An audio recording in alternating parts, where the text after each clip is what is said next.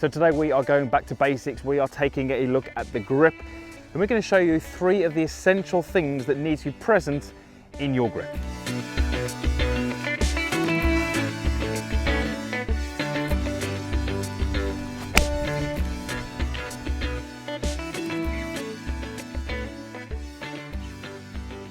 So welcome back to the Forest of Arden, the 14th hole. We're talking about grip and 3 things that need to be present in your grip to allow you to play the best golf.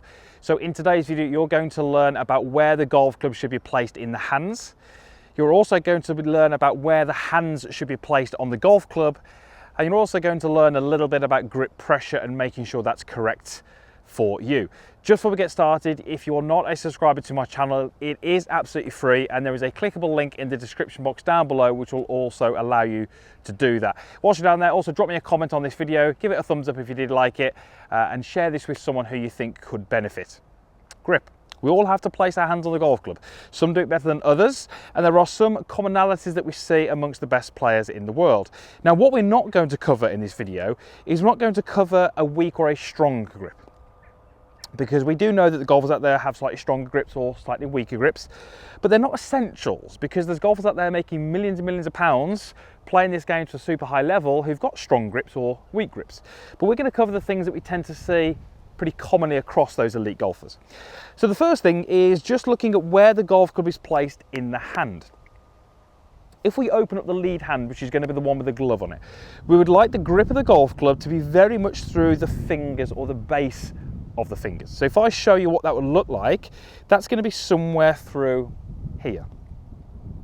What that will allow me to do is it will allow me to get the sensation that the golf club is actually being held very much in the fingers. The pad of my hand will then be very much squashed on top of the golf club, and the thumb sits in here. And a great little test that you can have is that you should be able to hold the golf club out in front of you with the index finger and the pad of the hand on top, and you can see that I'm supporting that golf club fairly comfortably. So the golfers who have the poorer grips, generally we tend to see that golf club getting a little bit too high in the hand, a little bit too much through the palm, less in the fingers. What that does, it really limits the amount of leverage they can create in the backswing. And that little test we did a moment ago, because the pad of my hand is now not on top of the golf club, if I try and take my fingers off, I feel that golf club is going to drop out and I have no control over it. So that's a great little exercise for you to understand whether that golf club is being held correctly in your hands. You can see I've just got that supported through my index finger, and the pad of the hand is on top there. So getting that golf club to run through the base of the fingers is really important. The main thing that it's going to do is give you the ability to use the wrists in this fashion in the backswing. This is obviously a huge source of power, that kind of wrist angles, that wrist set, that lag that many golfers talk about. The more it's through the palm, the more we limit that range of motion. So our 2 options are we create no leverage, or that comes more from the lead arm, and this is fairly common to see a golfer with a poor grip and a bent lead arm. So number 1 is to really make sure that grip is in the correct place in your hand. The second thing is just make sure your hands are placed on the golf club correctly. So that's slightly different. And really what we're covering here is the distance between those hands. So if I was to take my normal golf club grip, I want you to notice just how close my hands are on that golf club. I've probably got maybe 3 to 4 inches of that grip free below my trail hand, or in this case it's above my trail hand because I'm holding the club up. So my hands are very close together. Now the reason they're close together is because I use an interlocking grip, but I could use an overlapping grip, and again I can maintain that same relationship. I do see golfers who will hold the golf club at the top like this, but their grip extends too much down the golf club. So you can see I've got nowhere near as much of that golf club free at the end of my fingers and thumb. You can see there's almost some gaps in there. So my whole grip takes up a lot more of the golf club. And this is going to make it very difficult to control the club. It's going to make it very difficult to apply speed to the golf club. And ultimately, what the grip is really doing is it's enabling you to control the club face, and it's enabling you to transfer that energy and that power from your body through out into the club head. Making that golf grip too long and extending down the grip really limits your ability to do those things. And that's really the only purpose that the grip has, is to control the club face and deliver the speed. So the more that we can get you to get the hands nice and close together So whether that be an overlapping grip or whether that be an interlocking grip is entirely up to you, and I would have my preferences, but it's going to be different for everybody. We would like the hands to be nice and close together and no visible gaps around that grip. That's really important. And finally, point number 3 is grip pressure. This is an absolute killer, and I'm sure you're aware of this, but it's always worth just checking this in your golf swing. Very, very rarely, if ever, do I come across a golfer who holds the golf club too loosely. Every single golfer whose grip pressure is incorrect is because they apply too much pressure through the golf club. As part of coaching, one of the things that we will do quite commonly is we will actually hold the golf club and move it through certain positions, and it is straight away notable how tight some golfers hold that golf club.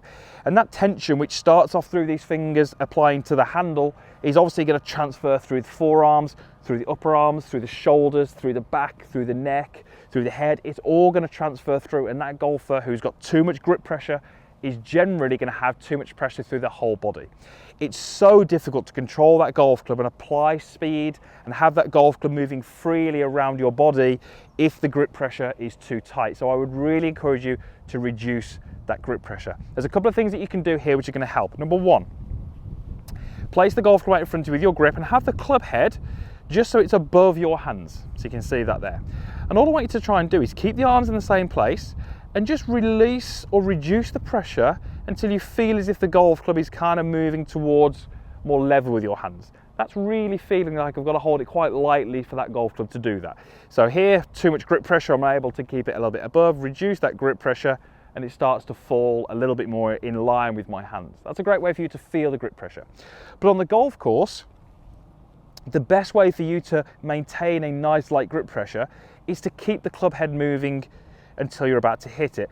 So we term this as a waggle, and we see golfers have their own unique different styles of waggle. You have to find what works for you, but ultimately we set that club down, and it's a great idea just to keep that golf club having some small movements whilst you're getting yourself comfortable, taking your eyes from the ball to the target, visualizing that shot, keeping that golf club moving. That's keeping your grip pressure nice and light.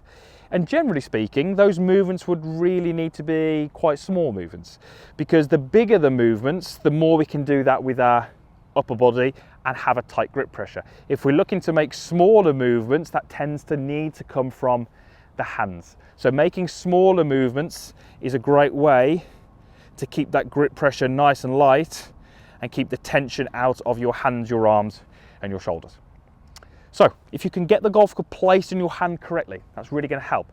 If you can make sure your hands are nice and close on the grip and you can keep your grip pressure nice and light, those are really things that we tend to see all the best golfers in the world do. We don't really see many golfers out there making millions of pounds each year with the club through here. We don't see anywhere their hands extend really all the way down the golf club and big gaps between the grips. And we don't really see anyone doing particularly well where they're strangling the golf club and too much tension through the arms.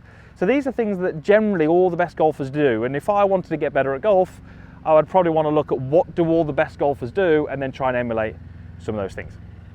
So let's go ahead and hit a shot. I've got a 2-iron here, see if I can get this down that fairway.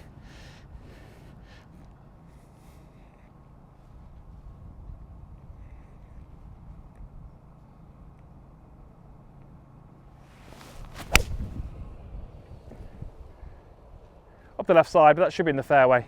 Should leave me a fairly mid-iron into the green. So grip, really important you get yours correct. It can make a huge difference to your game, and hopefully the things that we've covered in this video can really help you.